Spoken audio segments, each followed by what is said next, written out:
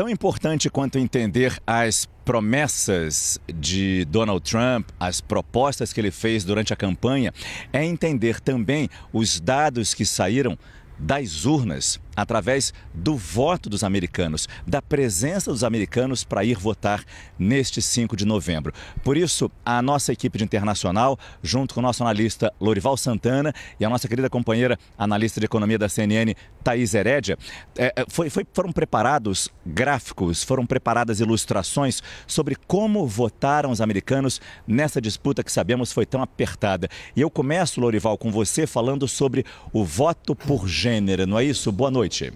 Boa noite, é isso mesmo. Esse é o dado mais importante de todos. A questão do aborto era uma questão fundamental. Tinha uma mulher candidata a presidente, Kamala Harris, e, no entanto, é claro, as mulheres deram preferência a Kamala Harris, 53% das mulheres votaram nela, elas são 53% dos eleitores. No caso dos homens é o contrário, 55% dos homens votaram em Donald Trump, mas essa equação não é suficiente para, mesmo as mulheres sendo maioria, para Kamala Harris, porque a diferença, a vantagem de Trump na demografia dos homens é muito maior do que a vantagem de Harris na demografia feminina. Então, por isso, as mulheres não a acompanharam num volume suficiente para compensar a preferência dos homens pelo Donald Trump. Na próxima tela, a gente olha um outro traço super importante.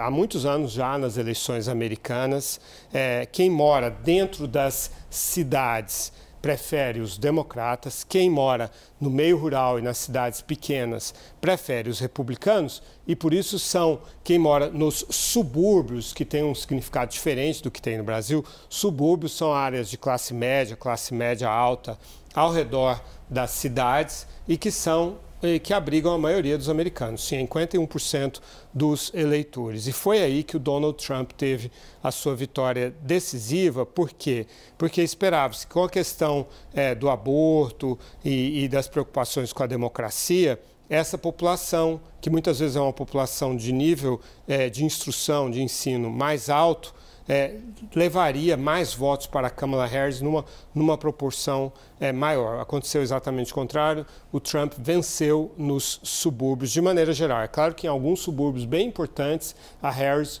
venceu, mas não numa proporção suficiente para compensar o favoritismo do Trump na zona rural.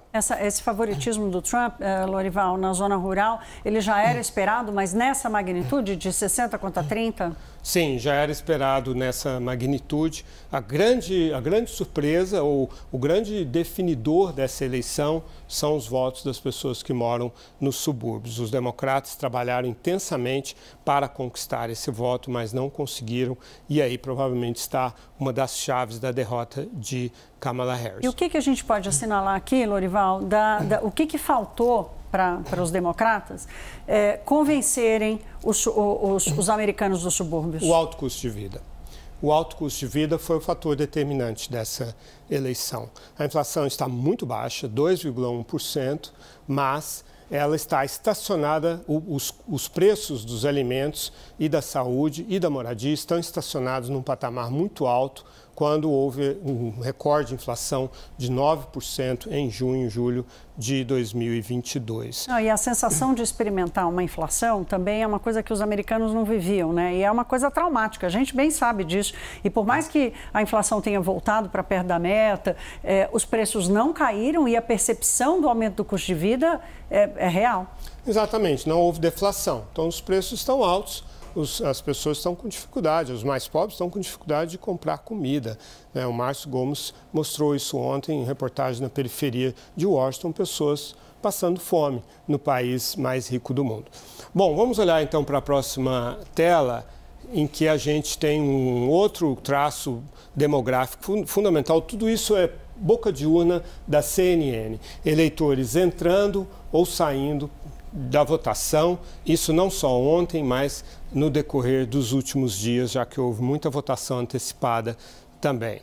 O Trump tem aquele favoritismo que já era esperado entre os brancos e foi numa proporção muito alta, 16 pontos percentuais. Nós estamos falando de 7 em cada 10 eleitores. E quando a gente fala da porcentagem de eleitores aqui, é que efetivamente votaram, é que participaram dessa boca de urna, não é? É o grupo que votou realmente, não é a população, porque a população negra e hispânica é um pouco maior do que essas porcentagens que nós estamos mostrando aí. Mas são os eleitores efetivos. A Harris, como esperado, teve uma grande votação entre os negros, afinal, ela é negra também, mas precisaria ter uma votação ainda mais expressiva. Biden teve 89% em 2020, ela teve 85% desta vez. E os latinos, aí é que eu quero entender. Esse é o grupo decisivo, né? E, de fato, já encostaram. Tradicionalmente, os latinos votavam maciçamente nos democratas. A partir de Donald Trump, em 2016, isso começou a mudar. Ele teve um quase equilíbrio, assim, da mesma forma contra a Hillary Clinton. O Biden recuperou uma parte desse voto, recuperou maciçamente o voto negro, mas desta vez a Harris não conseguiu conquistar esse voto. Por quê? Porque por causa da imigração e da questão econômica. A questão econômica é fácil, são demografias que têm uma faixa de renda mais baixa, que sofreu com a alta do custo de vida. E a questão da imigração, sim. São eleitores latinos. Eleitores, são cidadãos. Então, eles não gostam de imigrantes ilegais. Não gostam porque dizem, a minha família entrou na fila, pagou um preço alto para se tornar cidadão americano. Nós não aceitamos essa bagunça, essa baderna que os democratas deixaram acontecer. Quase com um estigma, né? Claro, porque eles ficam identificados com um grupo de ilegais. É tudo que eles não querem. Eles querem ser considerados americanos. E, aliás, são cidadãos americanos, é por isso que eles votam. Então, o Biden, só este ano, é que fez um decreto para reduzir a imigração. Eles estão dizendo que deveria ter feito no primeiro ano. Muito da responsabilidade está recaindo sobre Joe Biden. E, por último, um dado muito interessante na próxima tela.